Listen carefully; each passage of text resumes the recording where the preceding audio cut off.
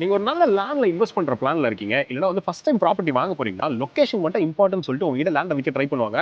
அப்படி யாராச்சும் பண்ணாங்கன்னா, மண்டையிலேயே கொட்டுங்க. ஏன்னா ஒரு லேண்ட் வாங்குறதுக்கு லொகேஷன் மட்டும் முக்கியம் கிடையாது.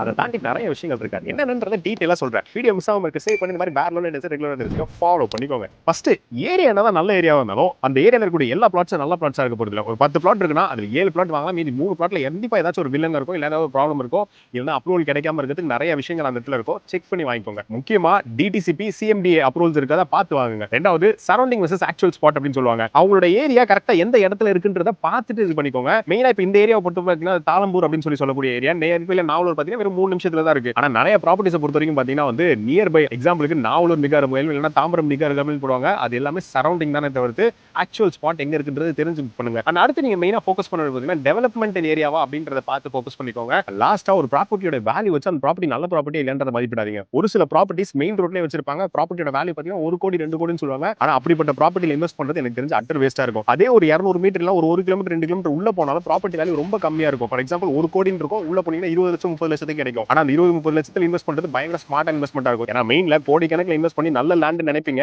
பாத்தீங்கன்னா ரோட் எக்ஸ்டென்ஷன் சொல்லிட்டு லேண்ட புடிங்கிடுவாங்க. இந்த மாதிரி நிறைய சட்ட சிக்கல் வரதுக்கான பாசிபிலிட்டிஸ் இருக்கு. சோ மைண்ட்ல தெளிவா புரிஞ்சுக்கோங்க. ஒரு லேண்ட நீங்க இடம் போடுறீங்கன்னா அந்த லேண்டோட ரேட் வச்சிருக்க கூடாது. இதெல்லாம் ஏப்பா நீ பேசிட்டு இருக்க அப்படின்னு கேட்டீங்கன்னா இப்போ நம்ம ரியல் எஸ்டேட்ல கால் எடுத்து வச்சிருக்கோம். தமிழ்நாட்டுல அதுவும் குறிப்பா சென்னை சரௌண்டிங்ல இருக்கக்கூடிய நல்ல ப்ராப்பர்ட்டிஸ் நல்ல ப்ராஜெக்ட்ஸ் எல்லாத்தையுமே நம்ம வந்து இன்வெஸ்ட் பண்றதுக்கான சப்போர்ட்ஸ் கொடுத்துட்டு இருக்கோம். சோ உங்களுக்கு ஒரு நல்ல லேண்ட்ல இன்வெஸ்ட் பண்ற பிளான்ல இருக்கணும். உங்களுக்கு வந்து லீகல் செக்ஸ்லாம் பண்ணி ப்ராப்பரான ஒரு லேண்ட்லாம் வாங்கணும் அப்படிங்கிற ஐடியால இருக்கீங்கன்னா நீங்க கண்டிப்பா நம்மள கான்டாக்ட் பண்ணலாம். உங்களுக்கு தேவையான பெஸ்ட்டான சப்போர்ட் நம்ம பண்ணி தர முடியும். குறிப்பா ஓஎம்ஆர் நாவலூர் பக்கத்துல லேண்ட் பார்த்துட்டு இருக்கீங்கன்னா இமீடியட் அவைலபிலிட்டி இருக்கு. நீங்க குடி போறதுக்காக இருக்கட்டும் இல்லைன்னா இன்வெஸ்ட் பண்றதுக்காக இருக்கட்டும், டூ செக் இட் அவுட்.